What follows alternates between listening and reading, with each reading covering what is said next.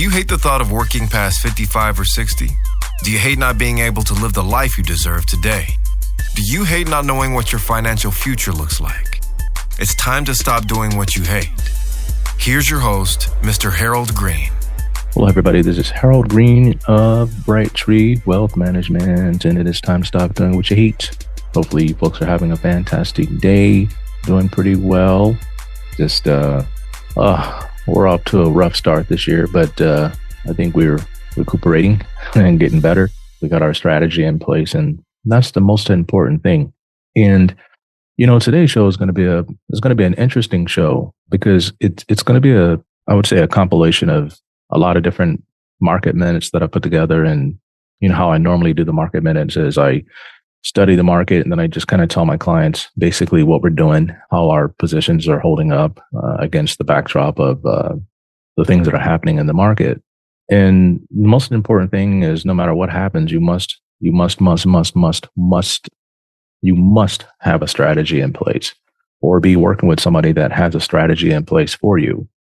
Because when all hell breaks loose and people start running around like chickens with their head cut off, you can panic as well. And today I want to talk to you about how we take advantage of all the chaos and how we use the chaos machine to generate wealth for our clients. But, before I get into it, I want to talk to you a little bit about my week. And I always like doing this because I'm a real person and I go through things just like everybody else. I've had people tell me, we don't even know how you do what you do with all the things that you have to handle and everything that's on your plate. And I've shared my faith a lot about how I believe in the Lord, and how, basically when stuff goes down, I just simply sit down with him and just say, yo, check this out. Like, how do I deal with this? This is tough. This is hard. It doesn't make sense. I can't figure it out. Something's wrong here. What do I need to do? What is my role in this right now? Like, what am I supposed to be doing right now?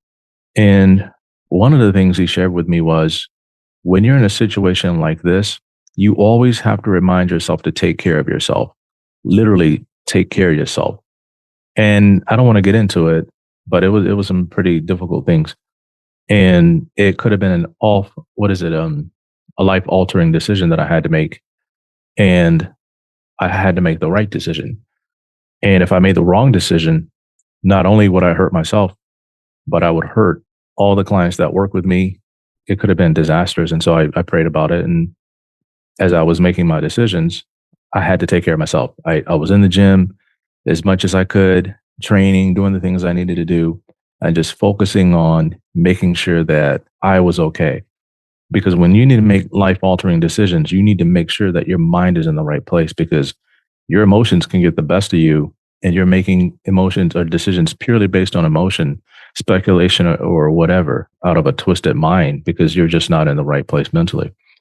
So I think I'm doing okay. I think I made the right choice. I think time will tell, but I do believe that I made the right choice. That's all I can say about that. And so I want to get into today's show, using chaos to make money. Are you ready? 1, 2, 3. Let's get it. Now, this is an investment show. Investments do carry risk of loss. Past performance is no indicator of future results. If you're going to invest in the market, you better do your due diligence, understand your risk tolerance, understand your time horizons, and make sure that you are putting together a well-balanced, comprehensive financial plan, and then your trading strategy is around that well-balanced, comprehensive financial plan. And no, we're not talking about Pokemon cards. Look, man, there's all kind of fads out there and all kind of crazes that will come along. We had Bitcoin, we had Ethereum, we had all these Ripple, I don't know, Cripple, Triple Ripple, I don't know. There's all kinds of things that come out. And one of the things, I was talking to a young client yesterday, and we was having fun with it. And the dad, I called the dad because we had to take care of some business, but the son's also a client, and young man. And so we're talking, and the dad said, "Hey, I got so-and-so here. Talk to him for a couple of seconds because he needed to hear something." And so we started talking. He said, "Guess what he's doing? He's buying Pokemon cards." And I said, "Yeah, that's cool, but that's not his long-term strategy." And I said, "Purely treat that as entertainment. Treat it as money that you take to Vegas and throw in a slot machine or blackjack, whatever you're going to play, and just treat it as entertainment. It can be fun. So set aside some money that you want to play around with that and enjoy it, you know, but it's not your entire financial plan. Same thing with Bitcoin and stuff like that. Yeah, do some of that stuff. Have fun with it. Treat it as entertainment, right? Because there can be an entertainment value in investing in anything, whether it be classic cars, precious metals, whatever it might be. But that is not your long-term comprehensive financial plan or strategy. And so, when we start getting into what drives chaos in the stock market, this is very important that you understand this. And if you are a client, it's also very important that you understand this. If you are a potential client, it is super important that you understand this, because nobody is going to tell you the stuff that I'm telling you guys right now. Most likely nobody, unless it's somebody who thinks like I do. And I think I'm just some weirdo. I have weird ideas, but they work, and they're weird because they go against the grain of what you're being told out there. And what drives chaos in the stock market is a variety of different things.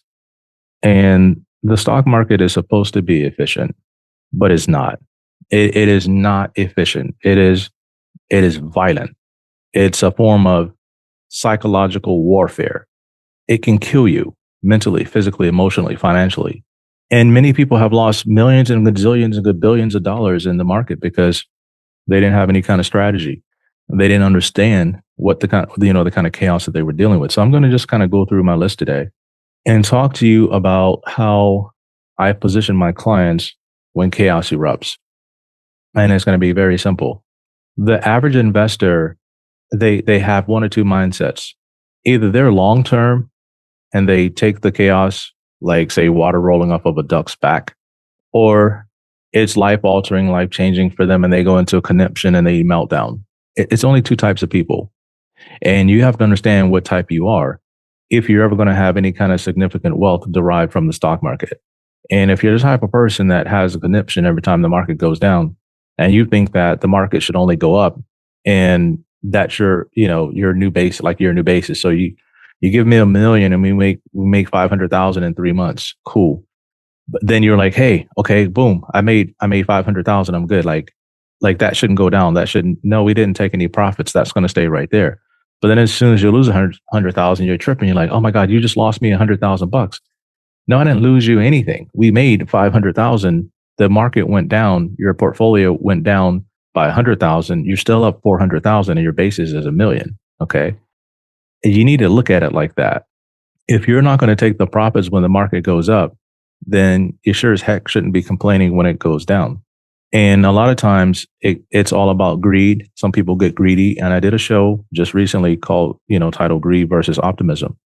But I want to talk about, I don't know, maybe about 10, 15, maybe 10 things here that I consider chaos to the markets. They shouldn't be, but they are. And I am not an economist. I didn't go to college for economics. My college education was information technology. And I didn't even finish that.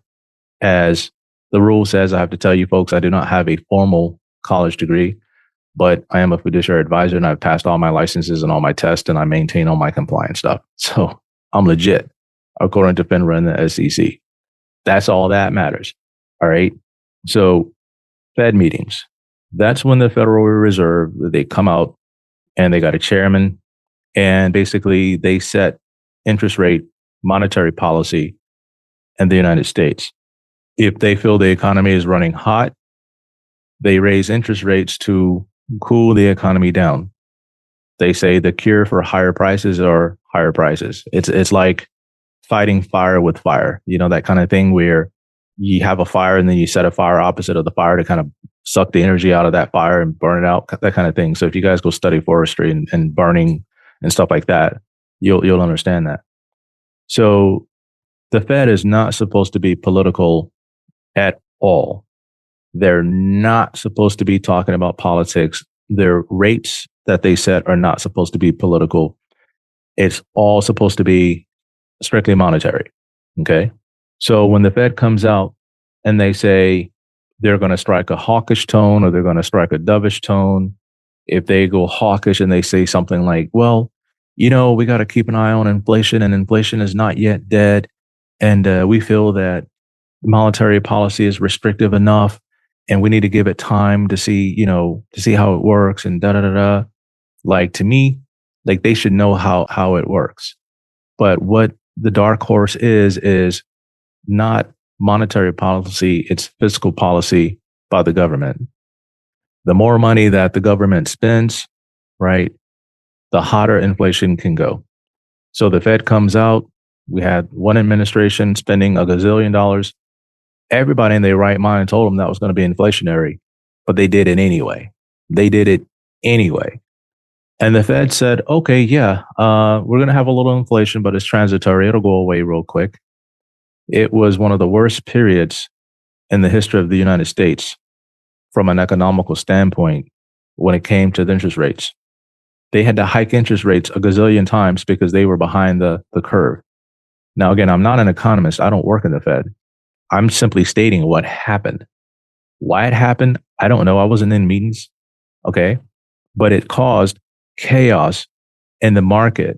You had nowhere to run. I mean, nowhere, like nothing, unless you were sitting in cash. Okay. Now, you could have been sitting in cash and then waiting for the market to come back up, or you could have been buying this massive 1.5 year dip in everything. Okay. So what were we doing? We were buying the dip, selling positions, rotating positions, and then loading up on options because to me, this was going to go away at some point. I knew at some point you were going to get a different administration because of how bad things were being handled. When you start looking at the Fed having to come out and hike rates, and now they're talking about they're going to, go cautious. This is in December of last year. They're talking about being cautious and different things like that. They came out very hawkish. I mean, and I think it was the last rate cut. I think they did the 25 basis points and came out and said, we're going to wait and see what happens, right? And then next thing you start getting all these Feds coming out and saying, hey, we think inflation, it's on the way down, but it's not going down fast enough. So, we're afraid of tariffs. They didn't say that, but they brought the word up. Okay. Now, if the Fed's not supposed to be political, what the hell are they doing talking about tariffs? And tariffs, driving in. What are they doing talking about? That's fiscal policy. Monetary policy is their thing. And to me, I feel that that's something they should not have said. That spooked the market. Then you start getting all the reports coming out about tariffs and different things like that. And it made everybody go crazy. And then you started talking about, the Fed may have to cut rates or raise rates. Now, I study charts and I study history. And I put together a phenomenal inflation chart, bond yield chart, and in Federal Reserve rate chart. And it just kind of shows me the history of what the Fed was doing, what rates were, and what inflation was. And at no time did I see in this chart from 2007 that the Feds had to raise rates when inflation went back up. In fact, inflation did go back up, but the Fed was still cutting rates because the economy was so bad. They had to, or else we're just going to go into a crash and not recover from it. So I knew that when the media started saying stupid stuff like that just to drive a narrative, look, whenever the market takes those dips, it's time to load up because that's raising rates is not in the cards. I'm not saying it's impossible. I'm saying based on their history and this data that's being manipulated, that's another thing I'm going to get into and being spun a certain way that causes chaos. So moving along 2025, we get the PPI report. That's heading down. Then we get the CPI report. That's heading down. And then you get the Fed come out and say, whoa, maybe we can cut rates 4 times this year. And it's like, what? Now, forgive me, because last year they had already projected they were going to cut rates 4 times this year. And then for them to come out and say, we're going to be cautious and we're going to wait and see. Wait a minute. What changed? The only thing changed was the election. Biden didn't win, Trump won. And then the tariff talk came in. Then you started having this hawkish stuff come out. Then you had the report from the Department of Labor recently about the jobs created in December. Now, this is another thing that's chaotic. In December, there's a lot of seasonal hiring. A lot of people have 2 and 3 jobs. They're not only counting full-time jobs, they're also counting part-time jobs, from what I understand. And the seasonal jobs, they're seasonal. They're not going to be there forever. Okay. So, so that threw the market off. And a lot of the jobs that were created by the government last year, or governments, or jobs that are funded by taxpayers. These are not regular jobs like corporate jobs. These are, majority of them were jobs funded by the taxpayer. Okay. So when you get reports like this, and it's like, yeah, then the economy is great. Well, the economy is not creating these jobs, the government is. That's a false report. To me, that's false narratives right there.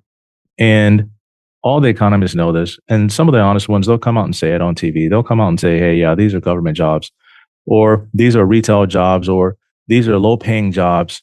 These low paying jobs is not going to smoke the economy. Okay. People are with these low paying jobs are trying to stay alive. But this causes chaos and the algorithm goes crazy.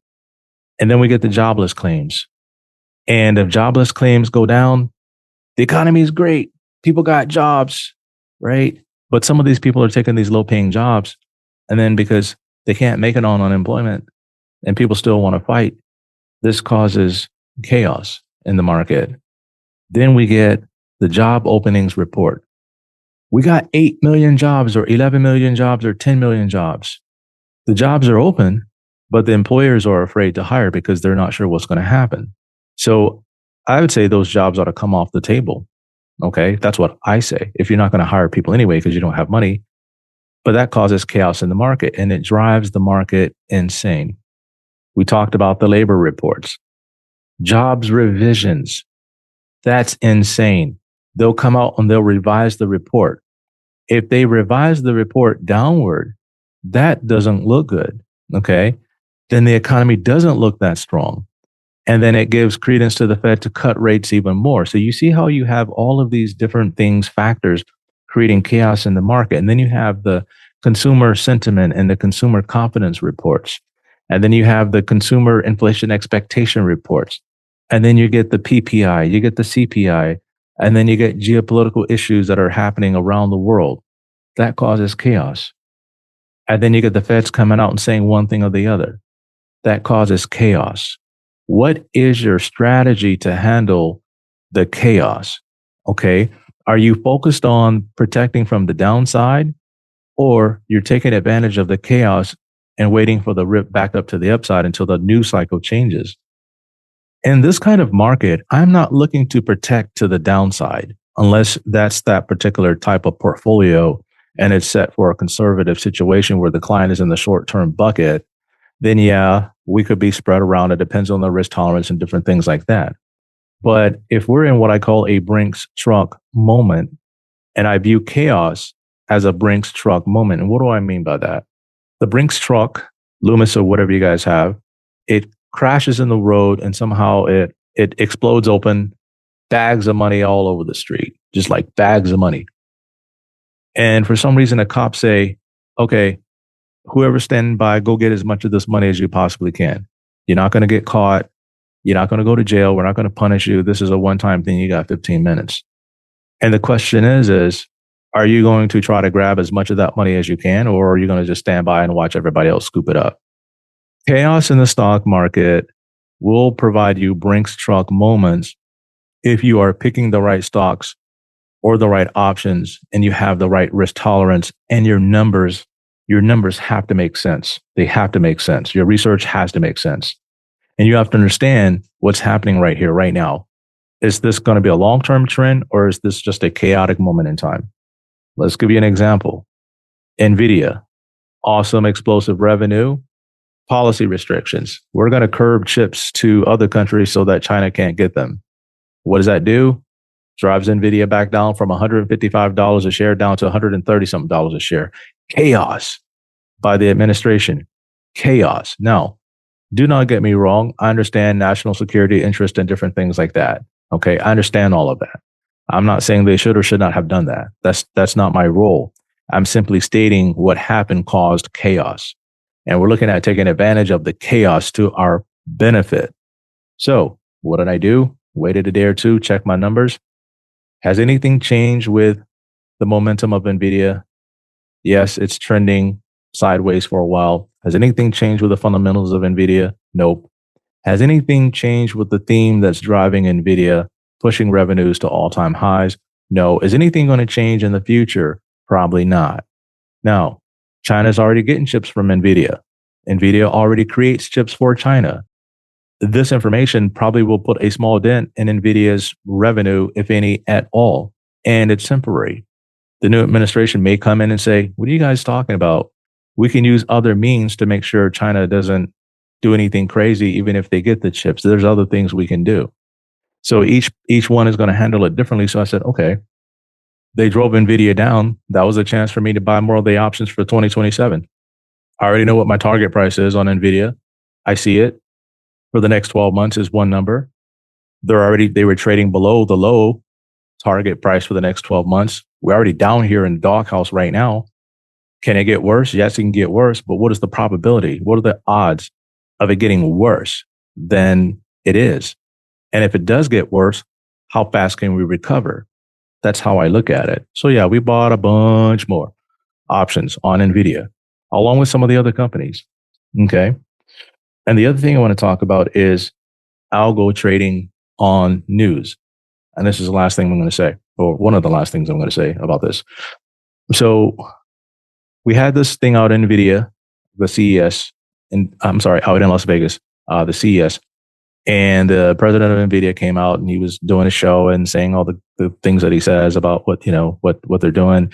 And he drops a bombshell statement. He says, quantum computing is not going to be anything special for 30 years. And what happened? The algos killed the quantum stocks. I mean, some of these guys were down like 50% in a day. It was stupid. Mad stupid. And I said, let me take a look at these guys again, because I have them on my radar. I'm in and out of these things. Okay. So I found one, IonQ, and it was down bad. Rigetti was down bad. So I went in, I scooped it. I scooped IonQ, and I think within a couple of days, we're up 58% in that option. 58%. I'm probably going to sell out of it next week, but 58% ain't bad for one trade. And because it was all chaos. And again, when the algos start to exacerbate a trade to the upside or the downside, you got to look at what happened here. Is it a news cycle that is trading off of? Because news cycles will change as long as it's not a trend to the downside. That's going to be, and then it has negative headwinds pushing it, like say a company like a SMCI. That's another one that it was very chaotic. And I went in and I bought I had SMCI options. I got smashed. I rotated into other SMCI options and not a bad trade. I'm up 36%. And I bought a lot. I bought a lot of the SMCI 116 2026, $3 call option.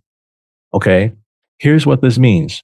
If SMCI clears all these hurdles, okay, and I'm sitting on 28 contracts, okay, 28 contracts times 100 is 2,800. If not NVIDIA, but if SMCI explodes, I have the right to buy SMCI on or before January 16, 2026 for $3 a share. $3. That's insane. $3. Or I can sell the option back to the market. And my cost basis in that position, the price I paid was $28,000. And I'm already up 36%. I'm sorry, I paid $58,000. And I'm already up 36%, which is pretty cool. So I'm going to continue to ride that because I have until January of next year. Now, I do have some losers on SMCI that also expire January 16, 2026 for a lot more. But I believe they are going to clear the hurdle because there's too much SMCI sitting in all of these mutual funds and things like that. It's a weight in the mutual funds and they haven't sold it out yet. And so I'm looking forward to that. And then I did something even crazier. I bought the SMCI 115 2027 $40 call option, and I paid about 100K for that. I'm down 35%, but I have until 2027. So if SMCI doesn't crack up, I'll be good. And normally when companies do things like this, they go through these cycles and they get themselves fixed because SMCI is kind of light years ahead of all the other server rack makers or whatever. And they still have great customers and so on and so forth. And data center build out is not going anywhere anytime soon. Like they're still going to be doing this. So are those risky moves? For me, yes and no. Not really. But would I make the same moves for clients? I would do a little bit of that based on their risk tolerance and their time horizon and different things like that, based on the overall goals of that client's particular portfolio. If they're sitting on $4 or $5 million in the portfolio and they've given me the green light to trade their portfolio like I trade mine and they have the appropriate risk tolerance, yeah, all day, all day. We're doing it all day, because it's a small portion of their portfolio. And if it does turn around the way it needs to, and we have the right runway or length of time in the option, we'll be absolutely fine. So what I wanted to share with you today is understanding that chaotic moments that drive the market down, these are not life-ending destroyers to your portfolio. It's only life-altering and destroying if you sell at the wrong time. And we look at the CNN Fear and Greed Index all the time. And when people are in extreme fear, that gives me confidence that the madness will be over soon. Okay. And as I was telling my clients in my market minute about a week and a half ago, I said, look, within 2 weeks, things will change. The news cycles will change. The information will change. We're going to get information that says contrary in a good way to what we've been hearing. And so just hang in there. Okay. Chill out. It'll be all right. We got it. We know what we're doing. Let us just make the adjustments and fly the plane the way we need to fly the plane. So I just wanted to share this with you because if you're having your money managed and they're not taking advantage of the chaos and they're running away from the chaos, then that doesn't bode well for your portfolio. And I had a client come over to me. I can't say their name, but they came over to me out of, they were referred by somebody. And when they came on board, they were transferring monies over to me, and the people that they were transferring from lied to them. And they stopped transferring all of the accounts over because the client was lied to. And the client said, I'm moving because I like the strategy over at this firm, and they're very diligent about their strategy. And the advisor on the other side said, well, we can do that too. And then they came back and said, no, we can't do that. I know for a fact they can't do that. And I told the client they can't do that because that's just not how that company works. They're not allowed to do that. Okay. So they felt bad about it. And then the next thing you know, we're up so big in the next, 2 or 3 months or so. The client was like, you know what? I'm just going to give you everything. So we moved almost everything. We still have a couple of things out there that we need to move over, all because of the strategy that we run versus the strategy that they run. And one of the accounts that the client is bringing over, they've been in this account for, a year or two, maybe 3 in these positions, and I've reviewed them. The client is down $4,000. I think it was out of $300-something thousand. They're down $4,000 over the last 18 months. Even if the client was in an S&P fund, they would be up like 20%. This goes to show you that not all firms are the same. And the other thing I want to address is I'm okay in retirement. I think I'll be okay in retirement. I think I'll be okay. Do you want to think you're going to be okay in retirement? Or do you want to have a higher probability of knowing that your plan says you're going to be fine in retirement? It's one thing to think you're fine, but it's another thing to have a well-balanced, comprehensive plan that says, yep, you can travel. Yep, you can redo the house. Yep, you can send the kids to college. Yep, you can pay for your health care. Yep, you can afford gas even if it's $10 a gallon. Yep. And if you don't have that, you might want to get on my calendar by calling Beverly, our client concierge. and letting her talk to you a little bit about what it is that we do.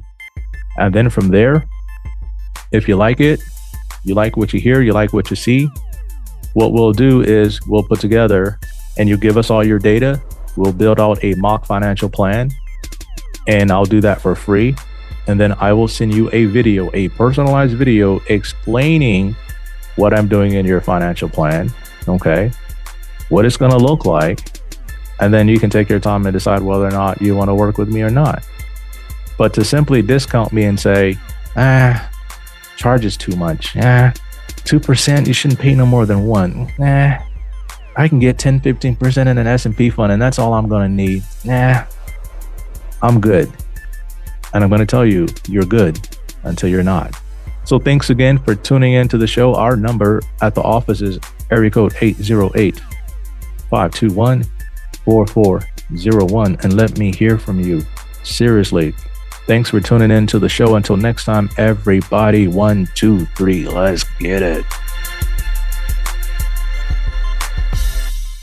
This is the podcastfactory.com.